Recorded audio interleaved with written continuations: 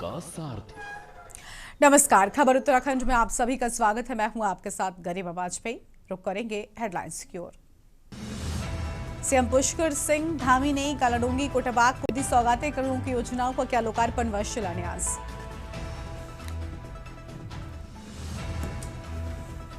डोईवाला में किसान सभा राज्य स्तरीय सम्मेलन शुरू, उद्घाटन सत्र में संगठन की मजबूती पर चर्चा, महंगाई, भ्रष्टाचार, बेरोजगारी पर मंथन।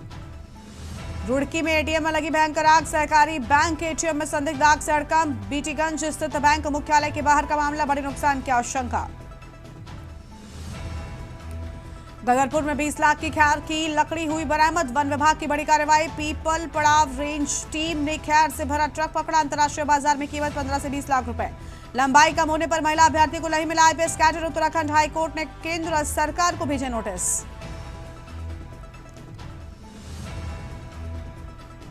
अंकिता भंडारी हत्याकांड में पूर्व विधायक सुरेश राठौर की बड़ी मुश्किलें, पुलिस ने भेजा नोटिस, राजनीतिक हलकों में मचा घमासान।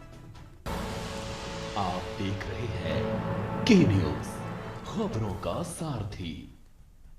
रुक करते हैं खबरों की ओर। अंकिता भंडारी हत्याकांड मामले में सोशल मीडिया पर उजागर हुए वीआईपी प्रकरण ने पहाड़ को फिर से सुलगा दिया है, जिसके चलते इस प्रकरण को लेकर जगह जगह पर धरना प्रदर्शन के जरिए सीबीआई जांच कराए जाने और दोषियों को कड़ी सजा दिए जाने की मांग हो रही है। इसी क्रम में आज जहां एक और विकासनगर और सेलाकुई में उत्तराखंड क्रांति दल ने प्रदेश सरकार पर तीखा हमला बोलते हुए आक्रोश जताया, तो वहीं पुतला भी फूंका गया है। दूसरी ओर सेलाकुई में ब्लॉक कांग्रेस कमेटी के आह्वान पर सहसपुर विधानसभा प्रभारी संजय कुमार की अगुवाई में कांग्रेस कार्यकर्ताओं ने आक्रोश रैली निकाली। इस प्रकरण को लेकर प्रदेश की भाजपा सरकार के खिलाफ नारेबाजी और पुतला दहन कर अपना विरोध जताया है।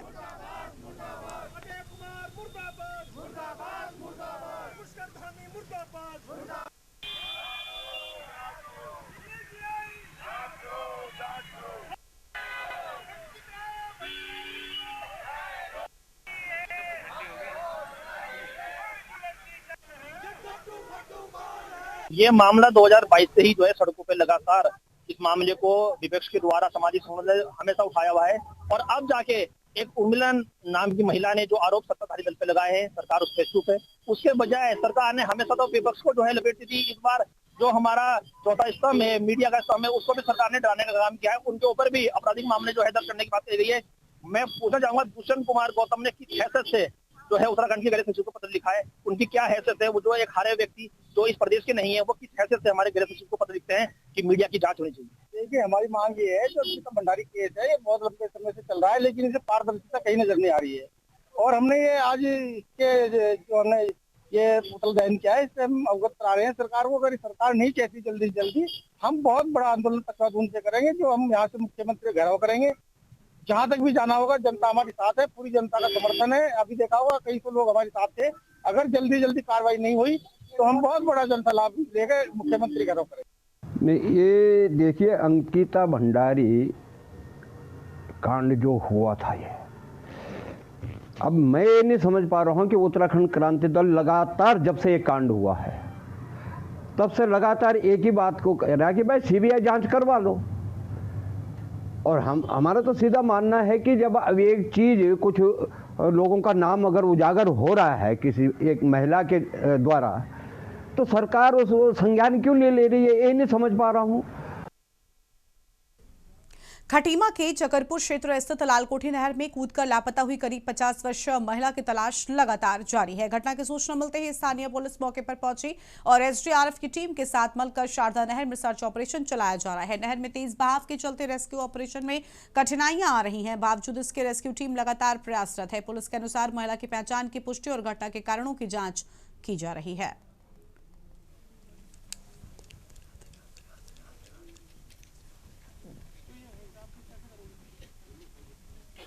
हमारे ग्राम सभा की लक्ष्मण सिंह की मिसेज थी, जो दिमागी रूप से बीमार भी रहती थी और एक हफ्ते से घर वालों को परेशान कर रही थी, बारंबार धमकी देती थी, नहर आती थी, घर वाले ले जाते थे उसे।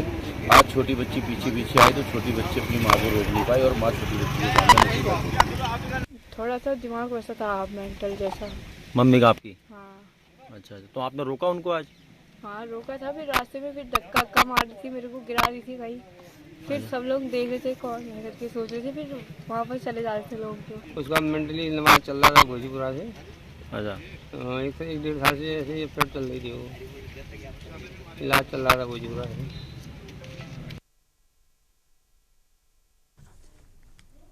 संकल्प फाउंडेशन के तत्वाधान में आयोजित घोड़ा लाइब्रेरी पहाड़ पश्चाण महोत्सव 2025 में उत्तराखंड के मुख्यमंत्री पुष्कर सिंह धामी मुख्य अतिथि के रूप में शामिल हुए और इस मौके पर मुख्यमंत्री ने विधानसभा कालाडूंगी कोटाबाग क्षेत्र के 114 करोड़ रुपए से अधिक की विकास योजनाओं का लोकार्पण एवं शिलान्यास किया। धामी ने कार्यक्रम को संबोधित करते हुए कहा कि घोड़ा लाइब्रेरी एक अनूठा प्रयास है जो समाज के अंतिम छोर पर खड़े व्यक्ति तक शिक्षा और ज्ञान का उजाला पहुंचाने का काम कर रही है। उन्होंने कहा कि इस पहल से स्थानीय उत्पादों, लोक संस्कृति और पारंपरिक ज्ञान को बढ़ावा मिलेगा। उन्होंने कहा कि आज जिन योजनाओं का लोकार्पण और शिलान्यास हुआ है वो क्षेत्र के विकास को नई गति देंगी, आमजन के जीवन को अधिक सुगम भी बनाएंगी।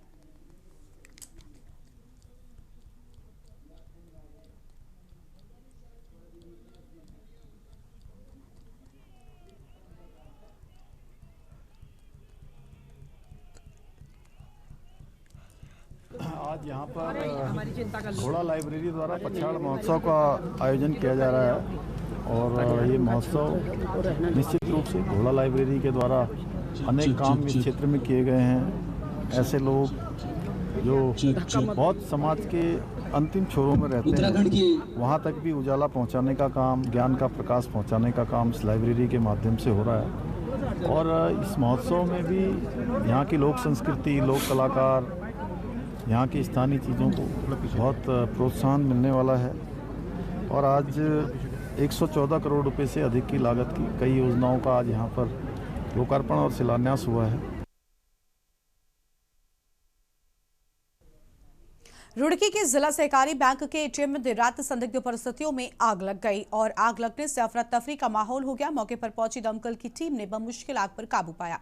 माना जा रहा है कि आग लगने से लाखों की नकदी जलकर राख हो गई। हालांकि जानकारी बैंक के अधिकारी ही दे पाएंगे। रुड़की के बीटीगंज में जिला सहकारी बैंक का मुख्यालय है। बैंक के बाहर ही एटीएम भी लगाया गया है। देर रात अचानक इस एटीएम में कुछ लोगों के द्वारा धुआं उठता देखा गया। मामले की सूचना स्थानीय लोगों के द्वारा पुलिस और फायर ब्रिगेड की टीम को दी गई है। आग बुझाई गई है। आग इतनी भयंकर थी कि ऊंची ऊंची लपटें निकलने लगी। माना जा रहा है कि एटीएम के अंदर काफी नकदी भी रही होगी और वो जलकर राख हो गई।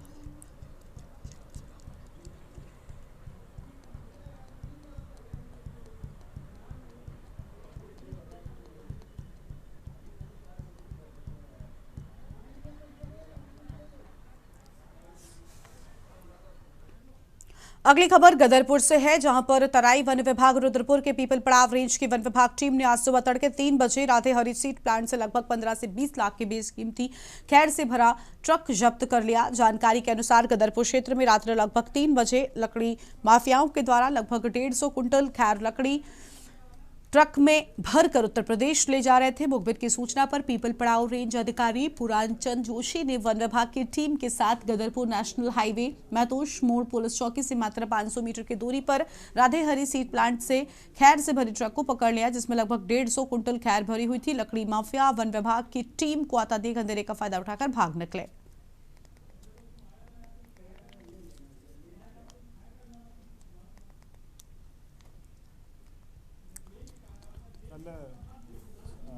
रात में यानी 27 तारीख की रात को लगभग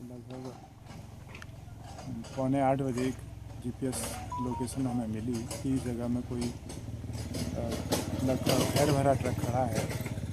सूचना पर हमने तत्काल अपनी जो नाइट ड्यूटी में जो स्टाफ तैनात था वो मौके में भेजा।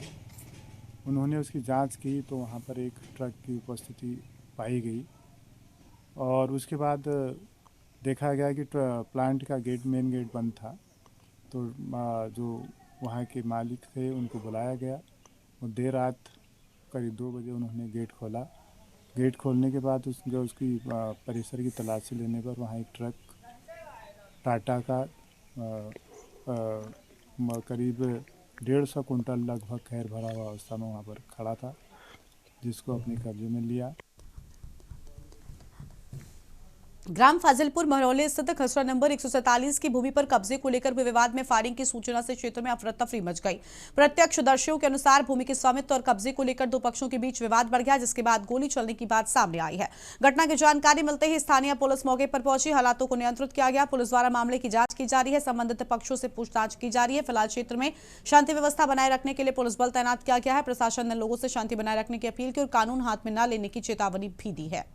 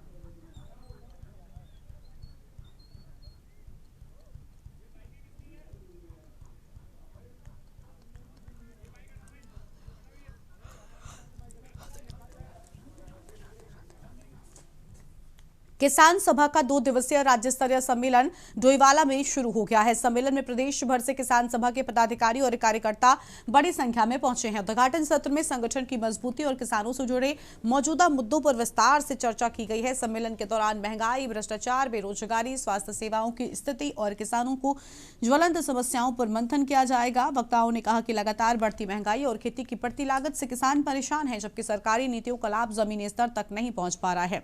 किसान सभा के नेताओं ने कहा कि सम्मेलन का उद्देश्य किसानों की आवाज को मजबूत करना और सरकार तक उनकी मांगों को प्रभावी ढंग से पहुंचाना है।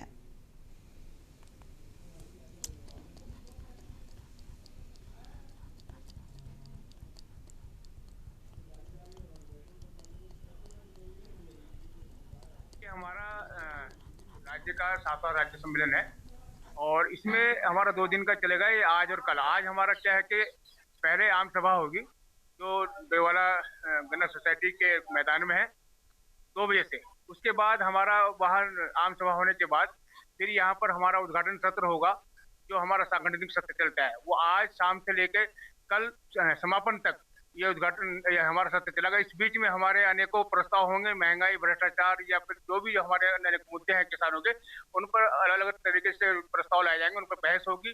हिंदुस्तान में किसानों का संगठन है बहुत बड़ा, अखिल भारतीय किसान सभा।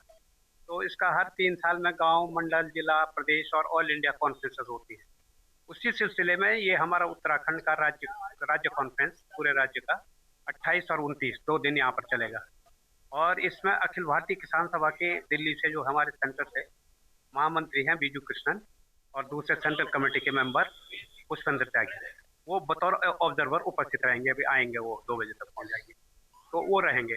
बाकी प्रदेश से आए हुए, तमाम जिलों से आए हुए डेलीगेट वो हमारा सम्मेलन का डेलीगेट होंगे। और आज 2 बजे हम जनसभा से शुरू करेंगे इस कार्यक्रम। और यहाँ पर रुकते हैं एक छोटे से ब्रेक के लिए, जल्द लौटेंगे।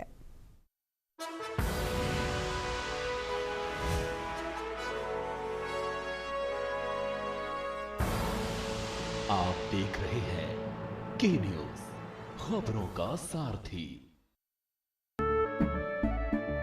केसरिया से मन जोगी हुआ रे, दिल झूमे देखो मतवारा हुआ रे। केसरिया से मन जोगी हुआ। हर पल मनाओ केसरी त्योहार। विमल, बोलो जुबान केसरी। रोज सब्जी का स्वाद बढ़ाए और घर वालों का प्यार पाए। गोल्डी सब्जी मसाले। गोल्डी लाए हैं फ्रेश लॉक टेक्नोलॉजी, जो रखे मसालों को हर समय फ्रेश।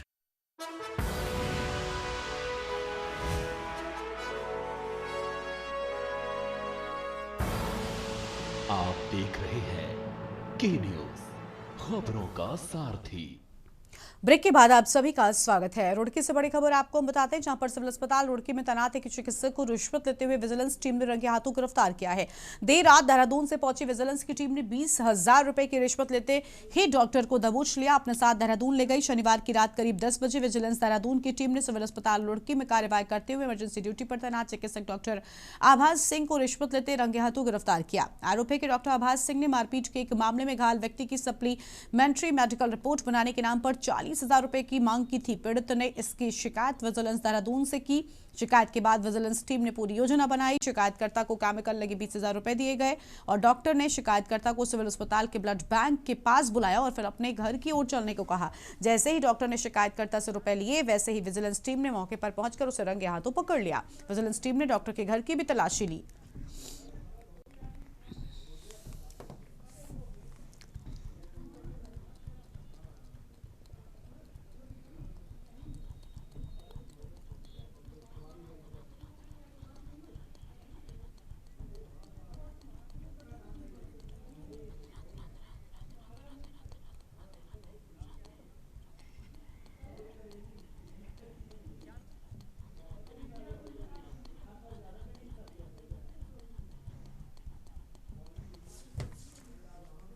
उत्तराखंड राज्य आंदोलन की लड़ाई में अहम भूमिका निभाने वाले उत्तराखंड के फील्ड मार्शल कहे जाने वाले स्वर्गीय दिवाकर भट्ट के इस राज्य के लिए योगदान को जीवंत बनाने के लिए एक पुस्तक लिखी गई है। उत्तराखंड क्रांति दल के वरिष्ठ नेता महेंद्र सिंह रावत ने जानकारी देते हुए बताया कि राज्य आंदोलनकारी चंद्रमोहन बिष्ट द्वारा इस किताब को लिखा गया है, जिसमें स्वर्गीय दिवाकर भट्ट के उत्तराखंड राज्य आंदोलन के लिए योगदान से लेकर जनता के लिए उनके संघर्षों को याद किया गया है।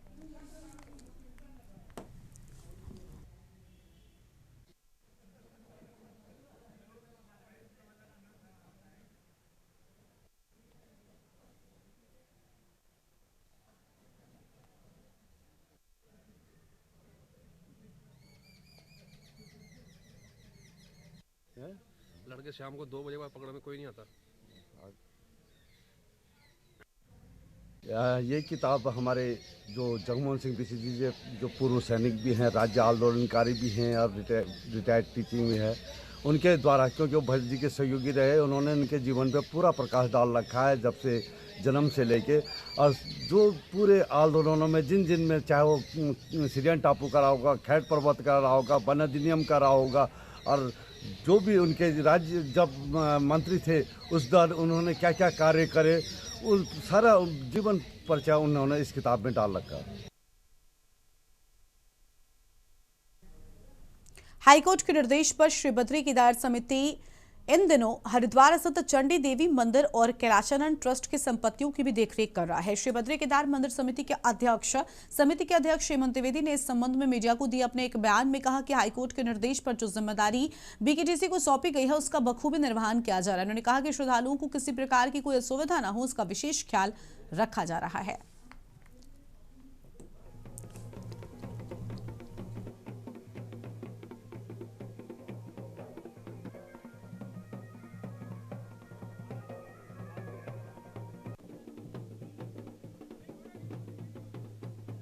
माननीय उच्च न्यायालय ने आदेश के क्रम में हमको चंडी मंदिर और अपना कैलाशानंद ट्रस्ट जो है कि माननीय न्यायालय के आदेश पर हमको दिया था इसकी व्यवस्थाओं को करने के लिए, क्योंकि 1939 से श्री बद्री केदार मंदिर समिति जो है कि मंदिर और धार्मिक क्षेत्र के अंदर एक सबसे बड़ी संस्थान है जो उत्तराखंड के अंदर काम करती है।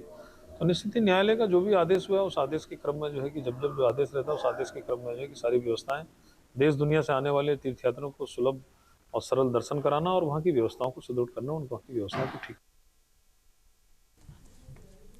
अगली खबर है देहरादून से, जहां पर प्रदेश में इन दिनों मुख्यमंत्री पुष्कर सिंह धामी के निर्देशानुसार जन जन की सरकार जन जन के द्वारा अभियान चलाया जा रहा है। आपको बता दें कि 45 दिनों के इस अभियान के तहत राज्य के सभी जिलों में शिविर भी लगाए जाएंगे। वहीं इस अभियान की सराहना करते हुए राज्य मंत्री मधु भट्ट ने कहा कि भारतीय जनता पार्टी की जनता की सेवा भाव से बनी है, उसी के आधार पर धामी भी मुख्य सेवक के रूप में लगातार जनता के बीच रहकर कार्य कर रहे हैं, उसका पालन कर रहे हैं। मधु भट्ट ने जन जन की सरकार जन जन के द्वार अभियान को सार्थक बताते हुए कहा कि इस अभियान को पंचायत स्तर पर आयोजित किया है, जिसके जरिए जनता को सरकार के सभी विभागों की योजना को साझा किया जा सके। साथ ही जनता के कई कार्य जो लंबे समय से पूरे नहीं हो पा रहे हैं, इस अभियान के तहत पूरे भी हो रहे हैं।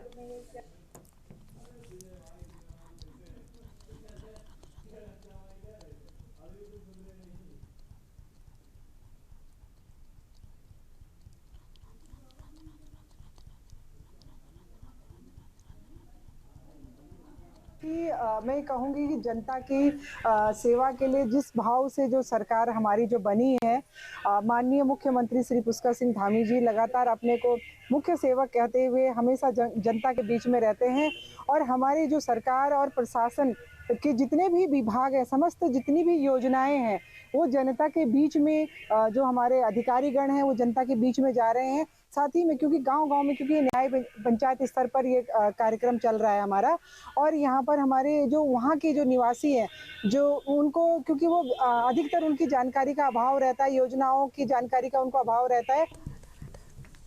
खबर है देहरादून से, जहां पर उत्तराखंड में राजकीय विद्यालयों की शिक्षा व्यवस्था को बेहतर और सुदृढ़ बनाने के लिए विद्यालय शिक्षा विभाग की एक महत्वपूर्ण वर्चुअल समीक्षा बैठक आयोजित की गई। इस बैठक का मुख्य उद्देश्य शिक्षकों के रिक्त पदों को भरना, भर्ती प्रक्रियाओं में आ रही बाधाओं को दूर करना। बैठक में राज्य के शिक्षा ढांचे को नई ऊर्जा देने के लिए कई बड़े निर्णय लिए गए। समीक्षा बैठक के दौरान सबसे महत्वपूर्ण निर्देश सहायक अध्यापक भर्ती को लेकर दिया गया। विभाग ने भर्ती प्रक्रिया में तेजी लाते हुए आगामी 12 जनवरी 2026 को पूरे प्रदेश में एक साथ काउंसलिंग आयोजित करने का फैसला किया। इसके साथ ही अधिकारियों को निर्देश दिए गए हैं कि शिक्षकों के सभी रिक्त पदों को जल्द से जल्द भरा जाए ताकि छात्र छात्राओं की पढ़ाई प्रभावित न हो। शिक्षा विभाग ने विद्यालयों में चतुर्थ श्रेणी कर्मचारियों की कमी को दूर करने के लिए उनकी नियुक्ति प्रक्रिया में भी तेजी लाने पर जोर दिया है।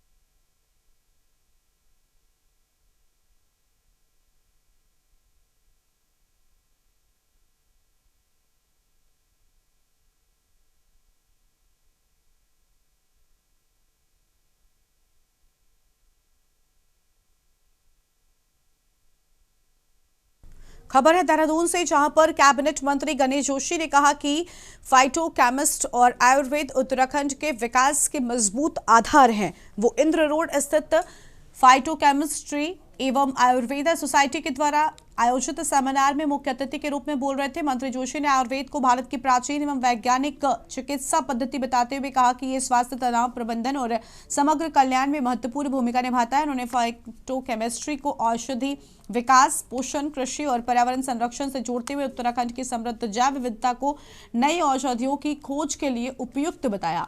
आगे कहा कि आयुर्वेद और फाइटोकेमिस्ट्री के विकास से रोजगार, पर्यटन और स्थानीय अर्थव्यवस्था को मजबूती मिलेगी। इस मौके पर उन्होंने सभी को नववर्ष की अग्रिम शुभकामनाएं भी दी हैं।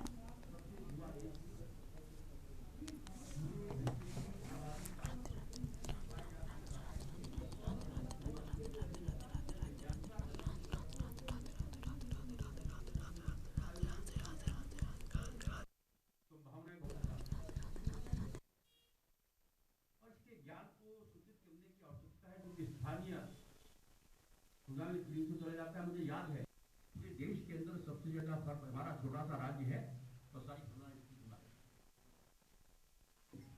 किताबी ज्ञान से ज्यादा। खबर देहरादून से है, जहां पर वीर बाल बलिदान दिवस के मौके पर भाजपा महानगर अध्यक्ष सिद्धार्थ उमेश अग्रवाल ने देहरादून के रेसकोर्स स्थित गुरुद्वारा साहिब पहुंचकर श्रद्धापूर्वक माथा टेका। इस दौरान उन्होंने गुरु गोविंद सिंह जी के साहिबजादों के अतुलनीय बलिदान को स्मरण करते हुए देश, समाज और मानवता की मंगल कामना की। गुरुद्वारे में धार्मिक मर्यादाओं के साथ अरदास की गई, जिसमें उपस्थित श्रद्धालु और भाजपा कार्यकर्ताओं ने साहस और धर्म के प्रति अडिग आस्था को नमन किया है।